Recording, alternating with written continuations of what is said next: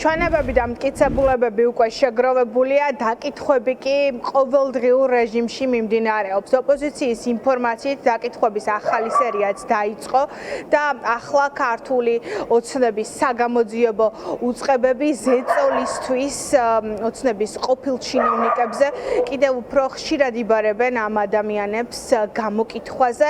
მთავარი სამიზნე ახლა ოპოზიციის ინფორმაციით არის პირველი ინფრასტრუქტურის ექს-მინისტრი ირაკლი ქარსელაძე, ასევე ჯანდაცვის ყოფილი მინისტრი ზურაბ ბაზარაშვილი, საბოლოოდ კი საქმე ეხება ირაკლი ღარიბაშვილის გარემოცვას და სამიზნე არის რეალურად ოპოზიციით თქმით სწორედ ექს-პრემიერი.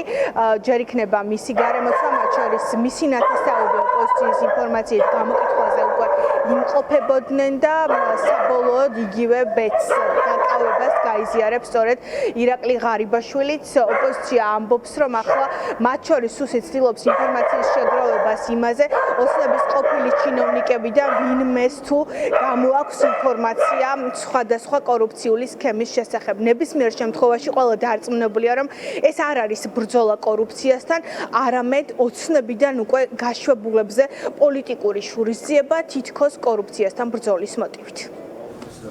დაკითხვები ყოველდღიურ რეჟიმში ძალიან აქტიურად მიმდინარეობს, იმიტომ რომ არა მარტო ქარსელაძეს, არამედ ჯანდაცვის ყოფილი მინისტრი აზარაშვილის დაჭერაც უნდათ, ღარიბაშვილის ნათესავებისაც კი. ამიტომ პრაქტიკულად ყოველდღიურ რეჟიმში ინტენსიურად მიდის ამ ხალხის დაკითხვა, გამოკითხვა. ბიძინა ევანიშვილის მათთვის განაჩენი უკვე გამოტანილი აქვს, ამიტომ ერთადერთი გამოსავალი აქვს ახლა, რომ 4-მდე თქვან საზოგადოებას უთხრან ყველა იმ დანაშაულებრივი კორუფციული სქემების შესახებ, რომელშიც იყო ჩართული პირადად ბიძინა ივანიშვილი და ქართული ოცნება. ჩვენებებით, მტკიცებულებებით ამ ადამიანებს უკვე გააჩნიათ, თუმცა ყოველდღიურ რეჟიმში მაინც მიდის ინტენსიური დაკითხვა და გამოკითხვა ადამიანების, რომ ეს ერთგვარი ზეწოლა იყოს მათთვის კიდევ დამატებით და დააკვირდნენ ასევე ობიექტებს ბიძინა ივანიშვილის დასაჭერ ობიექტებს, ვინ როგორ იქცევა.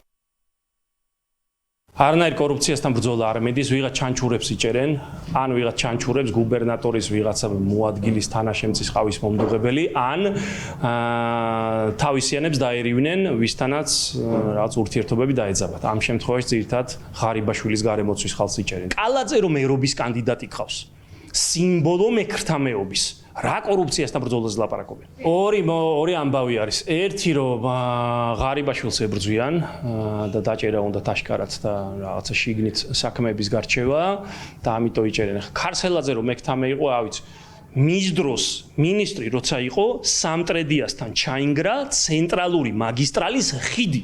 ანუ ტიპებმა იმდენი არმატურა და ცემენტი მოიპარეს, რომ მაგისტრალური ხიდი ჩაინგრა. რანაირად, კაცო, ინფრასტრუქტურის მინისტრი ხარ და ცენტრალური მაგისტრალის ხიდი ინგრევა. ბოლო ინფორმაციის თანახმად ინფრასტრუქტურის სამინისტროდან ტენდერების შესახებ დოკუმენტაცია უკვე შეგროვებულია და გადაგზავნილია საგამოძიებო უწყებაში, ამიტომ პირველი სამიზნე არის სწორედ ირაკლი ქარსელაძე.